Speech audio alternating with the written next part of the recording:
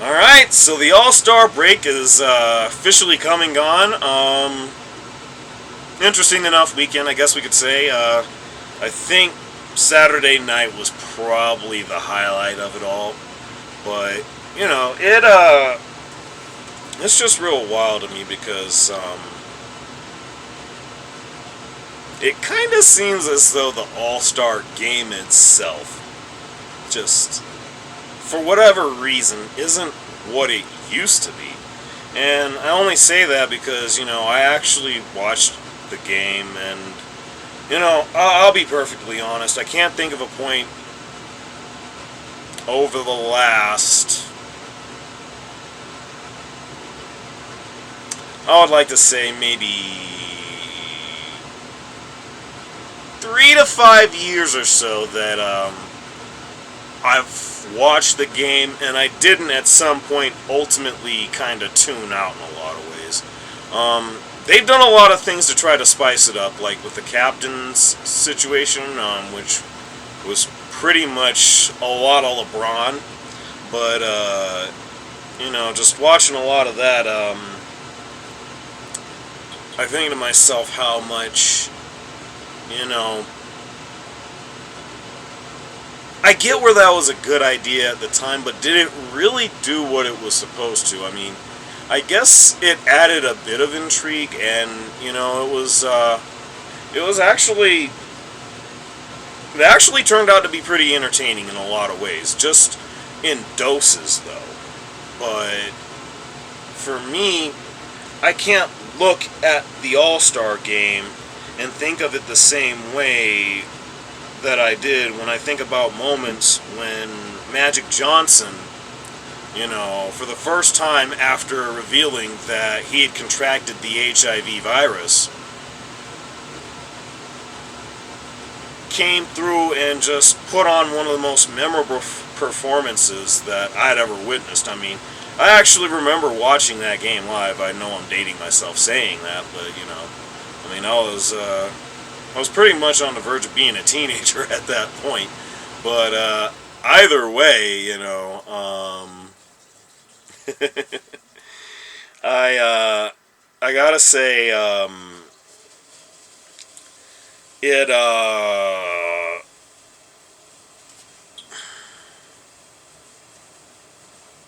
yeah, it just hasn't really been that good, if you want to call it good at all. And I don't know, maybe I'm reading too much into it. Maybe I'm reading too much into a lot of the tweets or the posts I see on Twitter, X, whatever you want to call it. It's just really wild to me because I think about how I just would like to think that for all the things that they have done to add to the game the way that they have. And then they went back to the East-West format, which I don't mind that so much. I don't mind the format that they've had.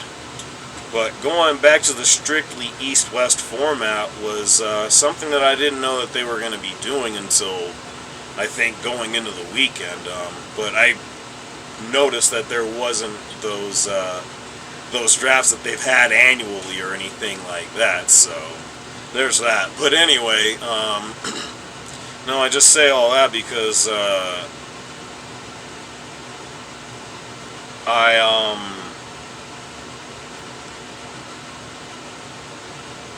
don't know. It's just real tricky for me because I would like to see it be better, I mean, it's a lot like how for a long time, just going into the wrestling stuff, a lot of us wanted to see things be better, whether it was WWE, AEW, or hell, even TNA, at the time still Impact Wrestling. But, it's just interesting because now we're having to talk about this in that light now. But, oddly enough,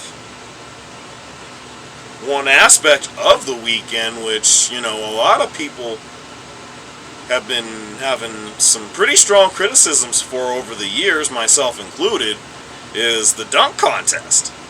And for me, I feel like it's gotten better.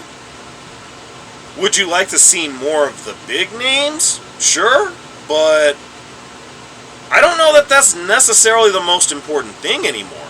Because I look at this whole thing with this Mac McClung story, and now he's a back-to-back dunk champion, and the first one, I think they said since Bud Webb to do it, that 6'2" or under, in literally decades, by the way. Or no, it was Nate Robinson. Nate Robinson, excuse me. Nate Robinson is, he's basically my size, but that's neither here nor there. Anyway, point being, you know, and that's another thing. I bring up a guy like Nate Robinson. He's someone that actually made it interesting. And then, of course, you had those 2 years Zach LaVine won it, one of which should have been Aaron Gordon, which, to me, I don't know how they end up doing this, man, the way they kept doing him. But there's no way he shouldn't have came out with one of those. Either way, my point being is that, you know, that was a huge criticism because a lot of the judges, I don't know what it is about that, but there was something that somebody said, I want to say it was last night or sometime over the weekend. They probably need to go to some younger judges, and I'm actually inclined to agree. I don't mind the legends so much, but I think going a little younger may be the way to go, or at least incorporating a little bit of youth into the judging for the dunk contest. But all in all, I enjoyed it because, for one thing, I do have to point out, obviously Jaylen Brown's going to have hops. I mean, he wouldn't. Part of what makes his game what it is that, but I didn't think he had the lift that he actually has. I mean, that dude is a low-key freak of nature because, man, the shit he was doing that night, I mean, if he'd have completely and cleanly did the D Brown when he was jumping over old dude, you know, that would have probably won him the contest. I mean, I get it, Mac McClung, 6'2", and a white dude at that, jumping over Shaq. How do you beat that? Well, even if it wouldn't have been a white dude, like again, if it would have been Nate Robinson who cleared a Dwight Howard who isn't much small, they're almost the same height actually, are Shaq and Dwight Howard. And Nate Robinson cleared him, pretty much. I mean,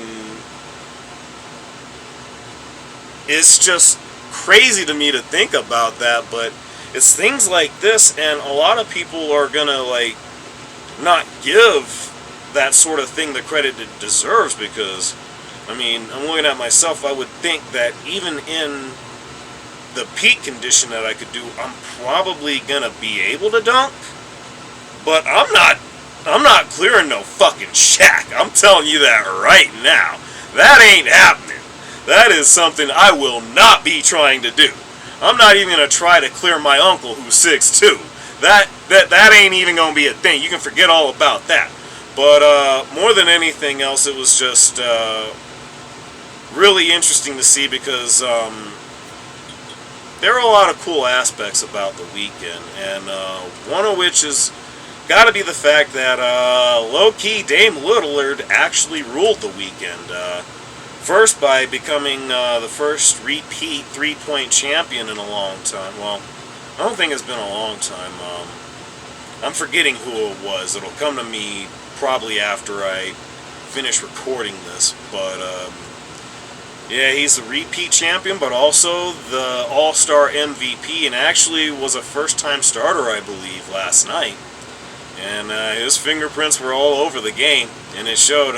For a time, it looked like it was going to be Tyrese Haliburton, and understandably so, being the hometown guy. Because, yeah, the first 15 he put up, I was like, wow, yeah. I mean, he's probably going to get MVP. But it was really wild because they were just torching the West, like the West would torch the East back in the day. So I guess that part of it was good, but I guess I'd be remiss if I didn't bring up the fact that 200 points were scored. And that's just one aspect of it that I don't know if that's such a great thing to be celebrating. I don't know. I'll leave that to y'all. Let me know what y'all think. Y'all know what it is. Like, share, subscribe. And I'm going to get at y'all.